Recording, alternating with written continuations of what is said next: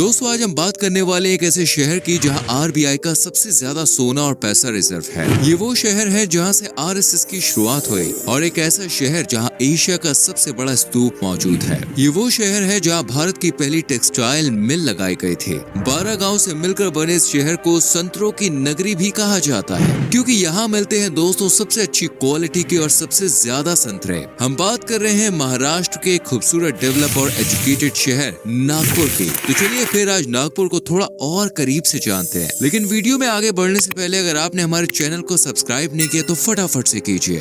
दोस्तों भारत के मिडिल में स्थित नागपुर मुंबई और पुणे के बाद महाराष्ट्र का तीसरा सबसे बड़ा शहर है, जिसका क्षेत्रफल 393.5 स्क्वायर किलोमीटर का है। नागपुर को भारत का दूसरा सबसे ग्रीनेस्ट शहर भी माना जाता है, जहाँ आपको हरियाली ही हरियाली देखने को मिलेगी। इसे महाराष्ट्र की वाइस कैपिटल यानी कि उप राजधानी माना जाता है, यानी इसे आप महाराष्ट्र की दूसरी राजधानी समझ सकते हैं। शहर की कुल आबादी लगभग 30,47,000 के आसपास की है और इस आबादी के हिसाब से नागपुर भारत का 13वां सबसे बड़ा शहर है। नागपुर में आपको हिंदू, मुस्लिम, सिख, ईसाई हर धर्म जाति के लोग देखने को मिलेंगे, जिनमें 69.46% तक हिंदुओं की संख्या है, जबकि शहर का दूसरा सबसे बड़ा धर्म है मुस्लिम, जिनकी आबादी 11.95% की है, जबकि 1.15% ईसाई और 0.68% सिख लोग के साथ यहाँ जैन और बौद्ध धर्म से जुड़े लोग भी देखने को मिल जाएंगे। खास बात यह है कि यहाँ पर सभी धर्म से जुड़े हुए लोग एक साथ मिलकर रहना पसंद करते हैं, इसलिए शहर में क्राइम भी कम होते हैं। आज इसे महाराष्ट्र की सबसे सेफेस्ट सिटी भी माना जाता है। बीचों बीच स्थित इस शहर में सुनामी, भूकंप, बाढ़ जैसी प्राकृतिक आपदाओं का खतरा बेहद कम रहता है और यहाँ के लोग भी काफी शांति प्रिय है। यहाँ के लोग परंपराओं, संस्कृति और अपनी विरासत को संजो कर रखने पे विश्वास रखते हैं। लेकिन प्राचीन विचारों का मॉडर्न दुनिया से मेल कैसे करना है, ये भी नागपुर के वासियों को अच्छे से आता है, इसलिए घूमने के लिहाज से भी नागपुर पर्यटकों के बीच चर्चा में बना रहता है। नागपुर में बोली जाने वाली भाषाओं की बात करें तो यहाँ ज्यादातर लोग मराठी भाषा बोलते हैं, लेकिन दूसरे नंबर पर सबसे ज्यादा बोली जाने वाली भाषा है हिंदी। इसलिए मराठी को शहर की स्टेट लैंग्वेज बनाया गया है, जबकि हिंदी को नेशनल लैंग्वेज। बहुत कम लोग जानते हैं, लेकिन दोस्तों पुराने समय में नागपुर को फणींद्रपुरा के नाम से जाना जाता था, लेकिन फिर इसका नाम नागपुर शहर कर दिया गया। शहर के इतिहास की बात करें तो शहर को गौंड राजा बख्त बुलंद शाह द्वारा स्थापित किया गया था, लेकिन राजा भोंसले के बाद ये मराठा साम्राज्य का हिस्सा बना और फिर 19वीं सदी में अंग्रेजों के पैर पड़े। इसके बाद जब देश आजाद हुआ तो नागपुर को महाराष्ट्र की उप राजधानी बना दिया गया। ऐसा बताया जाता है कि जब शहर की स्थापना हुई तब इसे 12 गाँव मिलाकर बनाया गया था।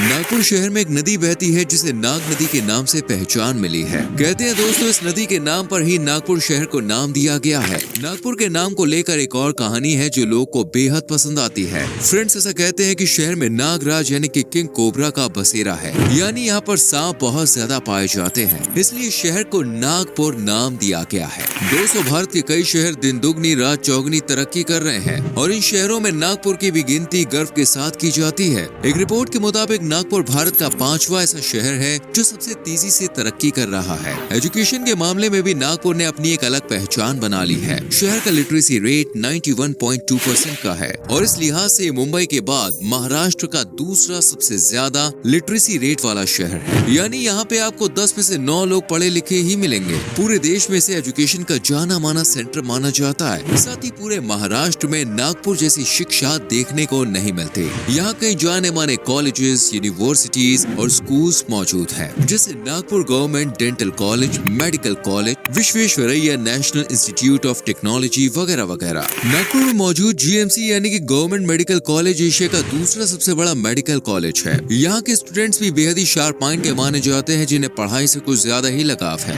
यहाँ से हर साल सैकड़ों की संख्या में इंजीनियर्स, डॉक्टर्स और दूसरे सेक्टर्स के एक्सपर्ट्स निकलते हैं। वैसे दोस्तों टाटा के बारे में तो आप सभी जानते ही होंगे, जो एक नाम नहीं बल्कि ब्रांड है। वेल आपको मैं बता दूं इस बिजनेस की शुरुआत एक मिल से हुई थी और ये मिल जमशेदजी टाटा द्वारा नागपुर में ही शुरू की गई थी, जिसका नाम है एक्सप्रेस मिल। 1 जनवरी 1877 में स्थापित ये मिल भारत की सबसे पहली टेक्सटाइल मिल है। नागपुर शहर रिजर्व बैंक ऑफ इंडिया के लिए बेहद ही महत्वपूर्ण शहर है, क्योंकि यहाँ पर आरबीआई की एक ऐसी शाखा मौजूद है जिसमें आरबीआई ने अपना सबसे ज्यादा सोना और पैसा रिजर्व करके रखा हुआ है। नागपुर को दुनिया भर में संतरों की नगरी यानी कि ऑरेंजेस की सिटी के नाम से जाना जाता है, क्योंकि इस शहर में संतरों की खेती सबसे ज्यादा होती है और आपको यहाँ संतरों से बने कई स्वीट डिशेस भी देखने को मिल जाएगी, जिनमें संतरों से बनी बर्फी हर किसी की जुबान पर बहुत चढ़ी रहती है। और ये तो आप जानते ही होंगे कि पीएम मोदी जी आरएसएस के सदस्य हैं, लेकिन क्या आप ये जानते हैं कि आरएसएस की स्थापना नागपुर शहर में ही की गई थी? जी हाँ दोस्तों, नागपुर में ही साल 1925 में दशहरा वाले दिन आरएसएस यानी कि राष्ट्रीय स्वयंसेवक संघ की स्थापना की गई थी, जिसे आज देश भर में पहचान मिली हुई है। और इसी संस्था से देश के प्रधानमंत्री सहित कई बड़े बड़े राजनेता जुड़े हुए हैं। पूरे भारत में सेलिब्रेट किए जाने वाले कई फेस्टिवल्स नागपुर में बड़े ही धूमधाम के साथ सेलिब्रेट किए जाते हैं, जिनमें होली, दिवाली, गणेश चतुर्थी, दशहरा और नवरात्रि जैसे फेस्टिवल्स शामिल हैं। लेकिन इनके अलावा महाराष्ट्र का जाना माना त्योहार गुड़ी पड़वा भी नागपुर में बेहद ही हर्षोल्लास के साथ सेलिब्रेट किया जाता है। इस फेस्टिवल को मराठियों का नया साल माना जाता है और इस दिन सभी मराठा लोग पारंपरिक पोशाक में नजर आते हैं। लेकिन दोस्तों, ये तो वो फेस्टिवल्स हैं जो पूरे महाराष्ट्र में सेलिब्रेट किए जाते हैं। अब हम आपको बताते हैं वो त्योहार जो सिर्फ नागपुर में ही मनाए जाते हैं, जैसे काली पीली मारबत फेस्टिवल। इस त्योहार पर नागपुर में माता काली की पूजा की जाती है और एक विशाल जुलूस भी निकाला जाता है और जुलूस खत्म होने के बाद एक पुतले का दहन किया जाता है। नागपुर के लोगों का मानना है कि माँ काली की आराधना से सभी बुराइयां, बुरी शक्तियां उनसे दूर रहती हैं। इसके अलावा आप यहाँ पर पोला त्योहार भी बड़ी ही धूमधाम से मनता हुआ देख सकते हैं। इसे किसानों का त्योहार कहा जाता है, क्योंकि दोस्तों इस त्योहार से ठीक एक दिन पहले किसान अपने बैलों की अच्छे से खातिरदारी करते हैं और फिर पोला फेस्टिवल वाले दिन सभी बैलों की पलाश के पत्तों से पूजा करते हैं। नागपुर की प्राकृतिक सुंदरता और मैनमेड चीजों को लेकर बॉलीवुड के गलियारों में भी ये शहर सुर्खियों में बना रहता है। सुई धागा जैसी कई मूवीज हैं दोस्तों, जिनकी शूटिंग नागपुर में हुई है और इन मूवीज में नागपुर की संस्कृति व कल्चर को दिखाने की कोशिश की गई है। इसके अलावा शहर में मराठी फिल्मों की शूटिंग भी चलती रहती है। नागपुर घूमने के लिए एक बेहतरीन जगह है। यहाँ की नाइट लाइफ तो भैया लोगों को खुशी कर देती है। अगर आप नागपुर को एक्सप्लोर करना चाहते हैं तो यहाँ पर एक से बढ़कर एक खूबसूरत और ऐतिहासिक पर्यटन स्थल हैं, जिनमें रामटेक मंदिर की एक अलग ही मान्यता है। धार्मिक जगह की सैर करनी हो तो आप रामटेक मंदिर जा सकते हैं। कहते हैं कि जब भगवान श्री राम वनवास से लौट रहे थे तो उन्होंने कुछ देर के लिए यहाँ विश्राम किया था और इसलिए इस मंदिर का नाम रामटेक मंदिर रखा गया। नागपुर से करीब 50 किलोमीटर की दूरी पर बेहद ऊंचाई पर स्थित ये एक ऐतिहासिक मंदिर है, जहाँ हर साल बड़ी संख्या में लोग पहुँचते हैं। नागपुर में ही एशिया का सबसे बड़ा स्तूप भी मौजूद है, जिसे दीक्षा भूमि स्तूप के नाम से जाना जाता है। नागपुर में बौद्ध धर्म से जुड़े लोगों की संख्या और बौद्ध धर्म काफी फेमस है और दीक्षा भूमि स्तूप इस बात का जीता जागता सबूत है। इस विशाल स्तूप को देखकर हर किसी की आंखें चौंधिया जाती हैं। दोस्तों, राजा महाराजाओं की पहचान है बड़े बड़े विशाल किले। नागपुर में भी एक ऐसा ही किला है जिसे सीता बोल्डी फोर्ट के नाम से जाना जाता है। ये गणपति मंदिर के पीछे एक पहाड़ी पर स्थित है और बड़ा ही खूबसूरत है। पानी की सरसरी आवाज सुनने के लिए ज्यादातर लोग फुटाला झील पर जाते हैं, जो नागपुर से करीब 6 किलोमीटर की दूरी पर स्थित है और इसे तेलंगखेड़ी झील के नाम से भी जाना जाता है। 60 एकड़ में फैली इस झील में बहते पानी को देखना कितना मनमोहक नजारा होता है, बॉस ये मैं शब्दों में बयां नहीं कर सकता।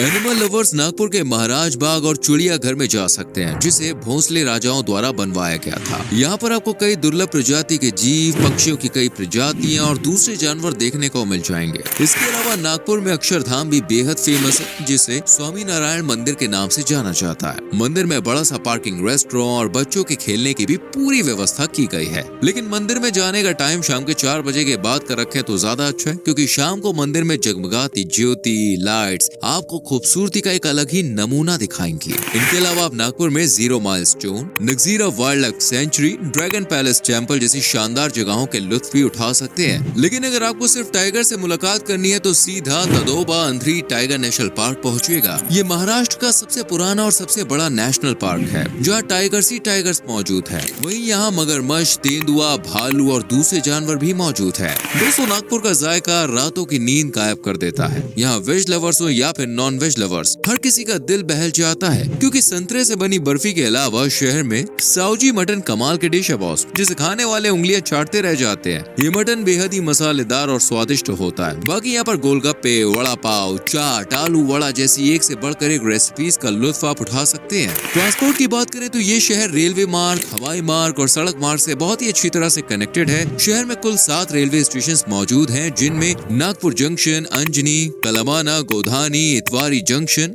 कामती और खपरी स्टेशन शामिल है। नागपुर जंक्शन की बात करें तो ये महाराष्ट्र का चौथा सबसे बिजिएस्ट रेलवे जंक्शन है, जहाँ पर 8 प्लेटफॉर्म्स और 13 रेलवे ट्रैक्स मौजूद हैं। एयरपोर्ट की बात करें तो नागपुर के सोनेगांव क्षेत्र में पड़ता है doctor Baba Saheb Ambedkar international airport, जो मुंबई एयरपोर्ट और पुणे एयरपोर्ट के बाद महाराष्ट्र का तीसरा सबसे बिजी हवाई अड्डा है, जहां के लिए दिल्ली, मुंबई, लखनऊ जैसे कई बड़े शहरों से आसानी से फ्लाइट मिल जाती है। वहीं रोड नेटवर्क को देखें तो बॉस, नागपुर शहर की गणेश पीठ कॉलोनी में मौजूद है एसटी बस स्टैंड, जो नागपुर का सबसे बड़ा बस स्टेशन है और महाराष्ट्र के कई बड़े शहर जैसे मुंबई, पुणे, नासिक आदि से अच्छी तरह से कनेक्टेड है। साथ ही आप यहाँ पर अपनी पर्सनल गाड़ी से भी पहुँच सकते हैं। नागपुर को काफी साफ सुथरा शहर भी माना जाता है। नागपुर जाने के लिए सबसे अच्छे समय की बात करें तो शहर का मौसम 12 महीने परफेक्ट बना रहता है, लेकिन आप अक्टूबर से मार्च के बीच जाए तो परफेक्ट रहता है, क्योंकि इस रोज सर्दी थोड़ी अच्छी और मौसम डबल सुहाना हो जाता है। उम्मीद है दोस्तों आपको नागपुर शहर से जुड़ी ये जानकारी पसंद आई होगी, इसलिए आप सब हमें कमेंट करके बताइए आप नागपुर में सबसे पहले क्या करना चाहेंगे। मतलब संतरे से बनी मिठाई टेस्ट करेंगे या सफारी का मजा लेंगे। आप में से अगर कोई है नागपुर से या फिर महाराष्ट्र से तो कमेंट जरूर करना। वीडियो पसंद आई तो प्लीज लाइक करें, शेयर करें, चैनल को सब्सक्राइब करके बेल आइकन प्रेस करें, जिससे आने वाली वीडियोस मिस ना हो। मिलते हैं अगली वीडियो में, children bye bye, take care.